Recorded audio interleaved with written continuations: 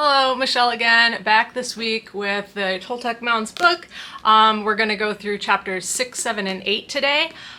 Those are 3 chapters that kind of sum up the rest of the stuff about Mound S. So 6 is about the lithic technology that was found in the excavations, 7 is about faunal analysis, and 8 is kind of a wrap-up of the whole thing, and it pulls in a little bit of floral analysis as well.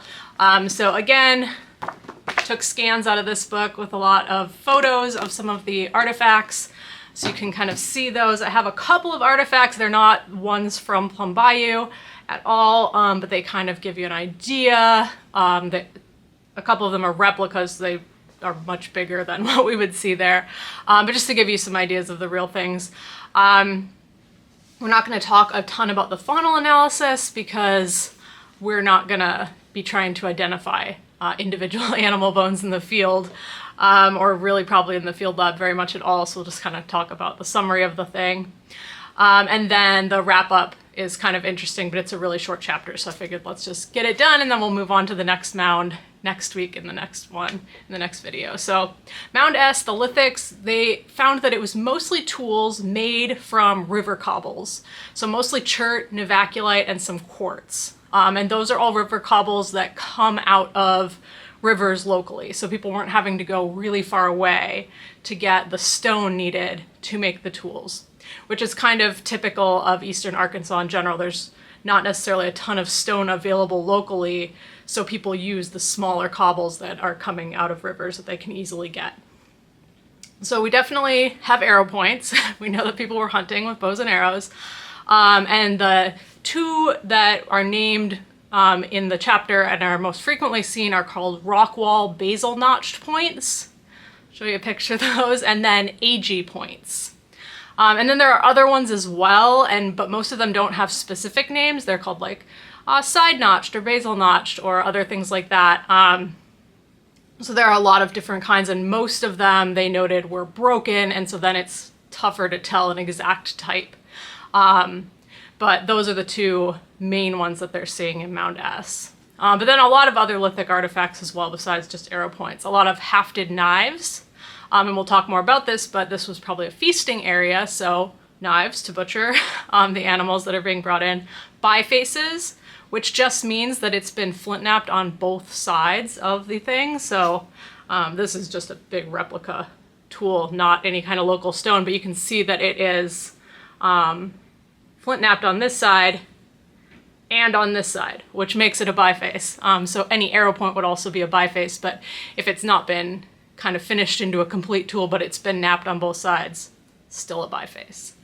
Perforators, which is more what this is like not any kind of local type or anything, but you see how it gets very narrow at the top, and the tools they're finding are much smaller, but they still like get very narrow so that you can perforate things like leather and things like that. A lot of scrapers, and scrapers, I think I've got a picture of those as well. They're used to kind of scrape down the hide as you're cleaning it, so that you can get all the fat and stuff off of the hide of the animal. A lot of celts and choppers, so kind of bigger stones that you can use to cut things or break things. Hammer stones, so things that people are using. This one's not really used, but it fits in your hand. You can hit other things with it. You can break open nuts, things like that. Plummets, and I'll have a picture of that. And so they're kind of longer, and they have a groove at the top that you can tie a string to hold it down, or for the plummet to hold the string down. They did find some siltstone pipes, and siltstone is kind of a softer stone that can be drilled into, so pipes for burning, smoking tobacco. And then they found some other minerals that they think were probably then being processed, maybe with those hammerstones, into paints or colors. So they found hematite, they found limonite, and galena, and we know that those make different colors in paint on pottery.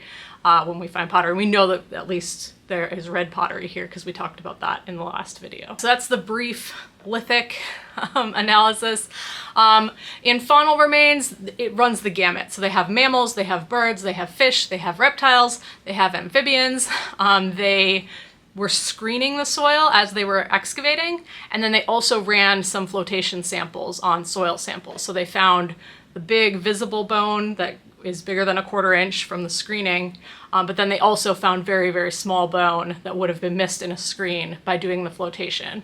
And essentially what they found is that like all of the animals that live in the vicinity of what is now Plum Bayou were in the assemblage, all different kinds of birds, mammals, everything.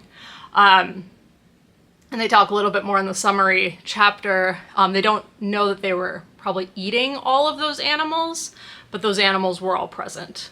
So they were there for some reason. If they weren't being consumed, they were still being probably hunted and killed for other purposes. And so they do find on some of the animal bone cut marks, and other evidence of being hunted. There are a couple that they said they found pieces of arrow points lodged in the bone, so that's pretty cool. So there is definitely evidence of butchery and hunting of the animals, so it's pretty likely that these animals were being brought in for a feast or for food to be eaten right there, because they find the whole skeleton scattered around, not buried whole, but they find the whole skeleton of a lot of animals. So they're being brought whole to this place to be butchered and cooked and consumed. And one kind of interesting thing that wasn't, I mean, it's food related because it's bone, but they found a decorated bone pin, and I'll have a picture of that. And it would have been either a hairpin or a clothespin to like clasp your clothes, not to hang to dry. But and it's decorated. It's got some incisions in it, so it's pretty neat looking. And so that's kind of the wrap up of the animal bone. Everything was there. It was being eaten, and it was being eaten in pretty big quantities. And so that kind of brings to the summary chapter 8, is that there was feasting going on the mound or around the mound. And that is indicated by the many animal bones and the kind of whole skeletons. So there's a lot of deer, and you're not just finding like a couple of leg bones. You're finding most of the deer skeleton with cut marks on the bones, and the bones being broken open for marrow. And you see a little bit of charring on some of the bone. So we see that it was being cooked right there and processed right there and eaten right there. That wasn't being kind of cooked and taken away to somewhere else for other people to eat. And there's enough of it that it seems like everyone was eating it, not just elite people. It was being produced for everyone.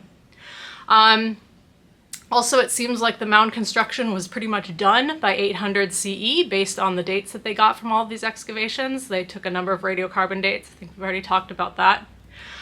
And then there was, again, some activity in the Mississippian period, which does kind of make the interpretation a little bit difficult, because there's some intrusions of Mississippian stuff on the woodland Plum Bayou cultural material.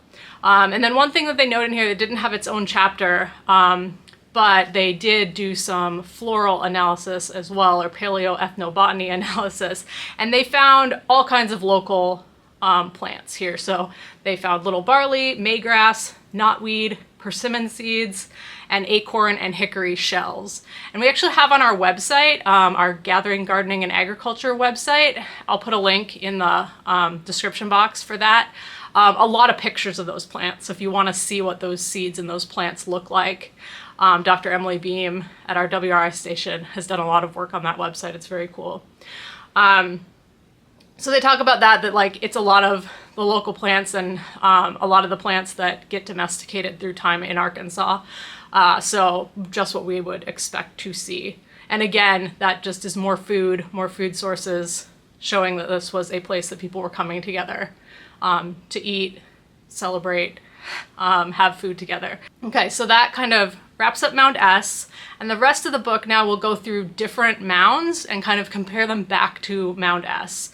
So I'm looking forward to seeing that. I think we're gonna end up going right up until the training program with these videos. We'll see if we can combine some chapters here and there to get them done a little bit quicker, but I'm having fun doing this. I hope you're having fun watching them. This is an interesting one, the lithics, super wide variety of stuff, so that's pretty cool. We should see a lot of that this summer probably as well. So I think that's all I've got for this time. Have a great day. I will see you again next week. Bye.